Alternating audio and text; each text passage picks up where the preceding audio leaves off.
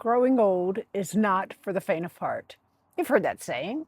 Can you relate to it now? I mean, are you getting old like me? I did not realize until I started getting old just how true those words are.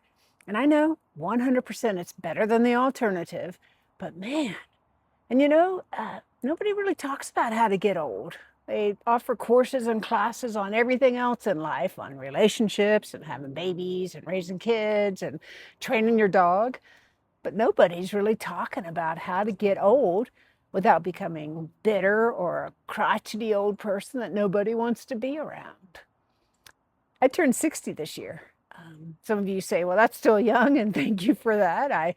In some ways, I feel young, but in some ways, I realize I've kind of crested that hill and I'm starting to speed down the backside. Even though I had always enjoyed like a decade birthday, turning 30 or 40, like that was like a challenge of exciting new decade of life and new opportunities.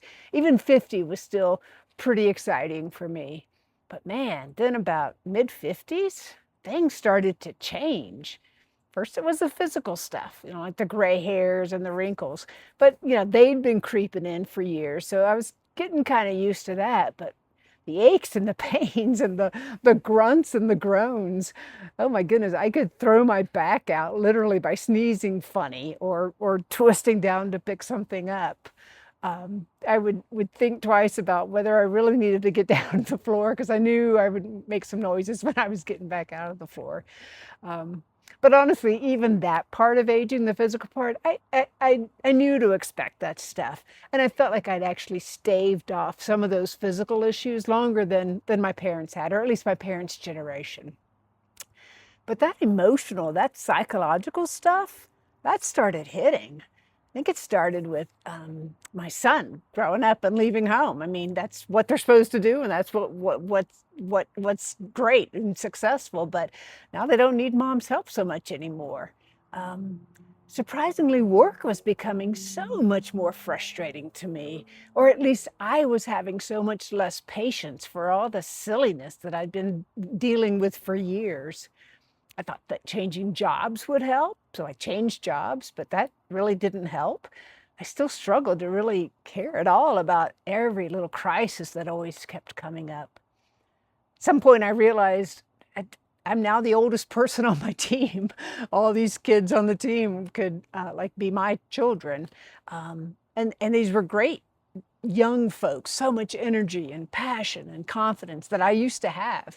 I used to have that kind of energy and passion. I don't think I ever had the confidence that folks these days have, young folks have, but that's okay. But now I felt myself becoming that cynical one, the one kind of beat down by life. And I used to really fight to have my voice heard and to have my opinion, considered. But I started to just slowly care less and less about that. Kind of felt myself becoming more invisible and kind of being okay about that. Um, I, I don't like to admit that, but I'd watch the energy and passion in these young folks and just kind of think they'll get beat down soon enough and they'll be feeling the way I am. And I'm not proud of those feelings, but I'm just being real with you. That's how it felt. And then to cap it off, at my age, more and more people my age started either having really serious health issues like cancer or heart disease, or actually passing away. People that I'd gone to high school with or known for a long time, my age, now gone. I mean, no wonder they say getting old is not for the faint of heart. Like, it's hard, right? All of this kind of got me down. I think turning 60 was a big thing for me. But then I realized, I am just 60. I know I could die tomorrow, but I could also statistically maybe live to be 90. And if I do, that means I have 30 more years, which is kind of a third of my life that's left. It's Think about it, it's kind of like being able to go back to the age of 30 and living till 60 again. And a lot of life happened then. I know I won't be as physically strong, but I will have a lot of wisdom and life experience that I've gained all those years. And I won't have as many distractions with raising a family and working so hard and all that. So I started to think life can be considered as like a 3-act play. The first 30 years, 20, 30 years, you're really kind of figuring out who you are, going to school, starting your career, kind of laying a foundation. Then the second 30 years, you're really hard at work building on this foundation, this center core of your life, raising kids, working hard, being involved in all the social activities. A lot happens in those 30 years. They can be really good years, but it's busy, it's a lot. And then all of a sudden, get to where I am, where now I'm in the third of my life, probably, potentially, kind of my third act. Not as many distractions, not as much busyness to do. But if I'm not careful, I'm going to, turn around and it's going to be, I'll be 65 and then 70. So much potential in those last 30 years, potentially, or that third act, but only if I'm intentional about it and really plan what's going to happen.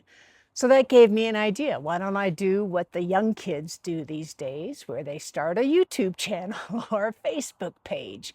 And let's talk about the third act of our life and how we can learn from all of our past experiences, the good, the bad, and the ugly, to really design this good third act and to implement it.